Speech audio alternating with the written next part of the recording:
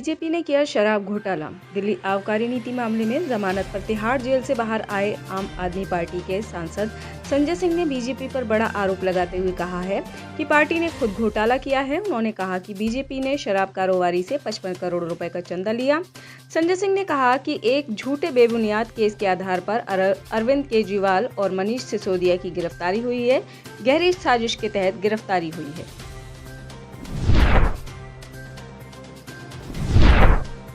UPI से ATM में जमा कर सकेंगे पैसा। रिजर्व बैंक ऑफ इंडिया के गवर्नर शशिकांत दास ने शुक्रवार को यूपीआई को लेकर एक बड़ा ऐलान किया है। शशिकांत दास ने कहा है कि अब यूपीआई सिस्टम से एटीएम में पैसा भी जमा किया जा सकेगा।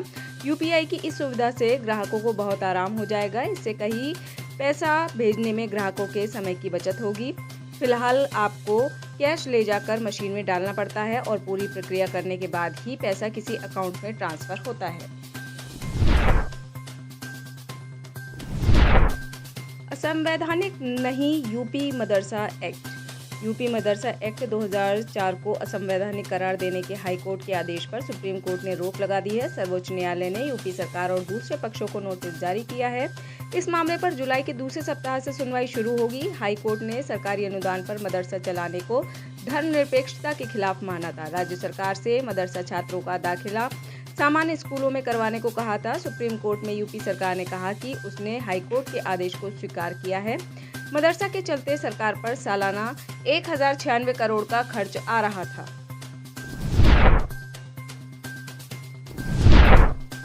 अखिलेश सिंह के अल्टीमेटम पर पप्पू यादव का जवाब।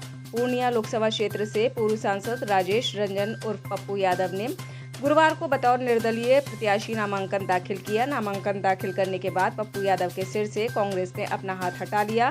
प्रदेश अध्यक्ष अखिलेश सिंह ने कहा था कि उन्हें नामांकन वापस लेना होगा। वहीं इस पर शुक्रवार को पप्पू यादव ने प्रतिक्रिया दी। उन्होंने कहा कि अखिलेश जी से संबंध मेरे अच्छे हैं, लेकिन प्रियंका गांधी, राहुल गांधी हम पर विश्वास करते हैं और उनका आशीर्वाद हमको प्राप्त है। मैं नहीं, जनता चुनाव लड़ रही है, नामांकन वापस नहीं लूंगा।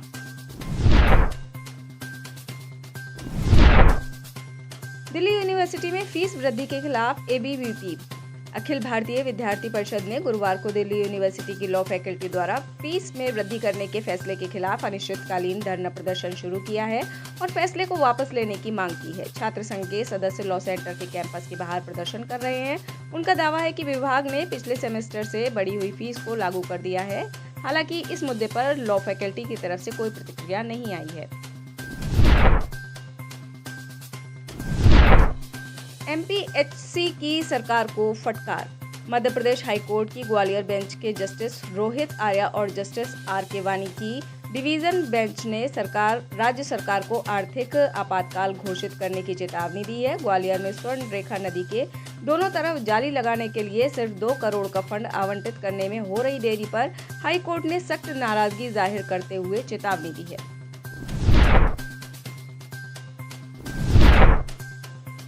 सीएम सुक्खू को 5 करोड़ का मानहानि का नोटिस। बीजेपी में शामिल हुए धर्मशाला के पूर्व विधायक सुधीर शर्मा ने मुख्यमंत्री सुखविंदर सिंह सुक्खू को मानहानि का नोटिस भेजा है। 5 पेज का यह नोटिस सुधीर शर्मा के वकील की ओर से मुख्यमंत्री को 5 करोड़ रुपए की मानहानि का नोटिस भेजा गया है। नोटिस के मुताबिक मुख्यमंत्री सुखविंदर सिंह सुक्खू ने अपने भाषणों में बार बार सुधीर शर्मा पर कीचड़ उछाला, कई अपमानजनक टिप्पणियां की हैं, जिससे उनकी मानहानि हुई है। गुजरात के जामनगर में बड़े आप को झटका। आम आदमी पार्टी के 1 दर्जन से अधिक नेताओं ने पार्टी से इस्तीफा दे दिया। इनमें पार्टी के शहर प्रमुख करमूर, उप प्रमुख आशीष सोजित्रा और आशीष कटारिया शामिल हैं। इस्तीफा देने वालों ने पार्टी के शीर्ष नेताओं पर वादा खिलाफी का आरोप लगाया। आपके राज्य प्रमुख ईशुदान गढ़वी को संबोधित एक पत्र के जरिए इन नेताओं ने अपना असंतोष व्यक्त किया। इस्तीफा देने वालों में से एक ने कहा, 3 वर्षों से मैं आपका हिस्सा हूं। विधानसभा चुनाव के दौरान पार्टी के कई वादे किए, लेकिन उन्हें पूरा करने में विफल रही। कई अपीलों और चर्चाओं के बावजूद पार्टी ने पहले से सहमत मामलों पर कार्रवाई नहीं की। इसके कारण मुझे 15 अन्य पदाधिकारियों के साथ इस्तीफा देना पड़ा।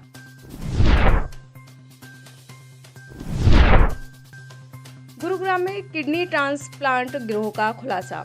हरियाणा के गुरुग्राम में सीएम फ्लाइंग स्क्वाड, जिला स्वास्थ्य विभाग और गुरुग्राम पुलिस की एक संयुक्त टीम ने किडनी ट्रांसप्लांट गिरोह का भंडाफोड़ किया है। इस गिरोह के द्वारा जयपुर के 2 निजी अस्पतालों में कथित तौर पर पैसे के लिए अवैध रूप से किडनी ट्रांसप्लांट किया जाता था। पुलिस ने जानकारी देते हुए कहा कि प्रत्यारोपण के बाद गिरोह कथित तौर पर मरीज और किडनी दाता को गुरुग्राम के एक गेस्ट हाउस में रुकवाता था। कांग्रेस पर संजय निरूपम का बड़ा हमला। कांग्रेस पार्टी के वरिष्ठ नेता संजय निरूपम को अनुशासनहीनता और पार्टी विरोधी बयानों के कारण 6 साल के लिए पार्टी से निष्कासित कर दिया गया है। निष्कासन को कांग्रेस अध्यक्ष के सी वेणुगोपाल ने मंजूरी दे दी और यह तुरंत प्रभावी हो गया। इस फैसले के बाद संजय निरूपम लगातार कांग्रेस पर हमला बोल रहे हैं। इस बीच उनका एक और बड़ा बयान सामने आया है। संजय निरूपम ने कांग्रेस छोड़ने के बाद एक्स पर एक पोस्ट किया है। उन्होंने लिखा, कांग्रेस से मुक्ति मिलने के बाद आज मन बहुत हल्का लग रहा है। ऐसा लगता है सीने पर से एक बोझ उतर गया है। पूरे कांग्रेस परिवार को धन्यवाद। विद्रोहियों ने ड्रोन से राजधानी पर बोला हमला। तख्तापलट के बाद से म्यांमार में स्थिति नाजुक बनी हुई है। मौजूदा समय में यहां आर्मी शासन लागू है। इसके बावजूद जुंटा शासन और विद्रोही गुटों के बीच जारी लड़ाई राजधानी नायपियोडो तक पहुंच गई है। विपक्ष की माने तो उसकी तरफ से संकटग्रस्त सेना पर ड्रोन हमले का आदेश जारी किया गया है। नेशनल यूनिटी गवर्नमेंट के मुताबिक हवाई अड्डे, वायुसेना बेस और सैन्य मुख्यालय को निशाना बनाते हुए करीब 29 ड्रोन हमला हुआ है।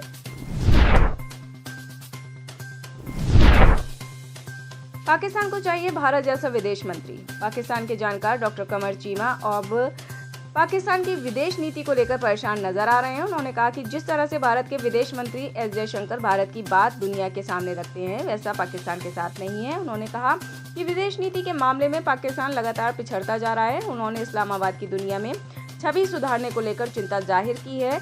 विदेश नीति के मुद्दे पर कमर चीमा ने पाकिस्तान के बुद्धिजीवी और शिक्षाविद सैयद मोहम्मद अली से बात की है। इस दौरान सैयद अली ने बताया कि किन तरीकों को अपनाकर पाकिस्तान दुनिया में अपनी छवि सुधार सकता है। बाइडेन ने फोन पर नेतन्याहू को धमकाया। मौजूदा समय में गाजा की स्थिति बेहद गंभीर है। इजराइल और हमास के लड़ाकों के बीच जारी युद्ध में करीब 33,000 लोगों की मौत हो चुकी है। इसके बावजूद संघर्ष पर विराम लगता हुआ नजर नहीं आ रहा है। कई देश मौजूदा समय में इजरायली सरकार की निंदा कर रहे हैं। इसके बावजूद इजरायली सेना रुकने का नाम नहीं ले रही है। रिपोर्ट के मुताबिक मौजूदा अमेरिकी राष्ट्रपति जो बाइडेन ने फोन पर इजरायली पीएम नेतन्याहू से कहा है कि जल्द से जल्द वहां की स्थिति से निपटने के लिए कुछ निर्णायक कदम उठाएं। अगर वे ऐसा कार्य नहीं करते हैं तो इजरायल अमेरिका का जल्द ही समर्थन खो सकता है। एक कमरे में रह सकेंगे समलैंगिक जोड़े। सऊदी अरब की सरकार ने WTA फाइनल के दौरान अपने देश में समलैंगिक जोड़ों को रूम साझा करने की अनुमति दी है। महिला टेनिस संगठन ने गुरुवार को घोषणा करते हुए कहा कि सऊदी अरब दुनिया के शीर्ष 8 खिलाड़ियों की भागीदारी के साथ फाइनल टूर्नामेंट की मेजबानी करेगा। यह कदम टेनिस में सऊदी अरब के बढ़ते प्रभाव को दर्शाता है। सऊदी ने साल 2024 में शुरू होने वाले 3 साल के WTA फाइनल की मेजबानी के लिए एक समझौते पर हस्ताक्षर किया है। 4 कंपनियों ने 50,000 वाहनों को वापस मंगाए।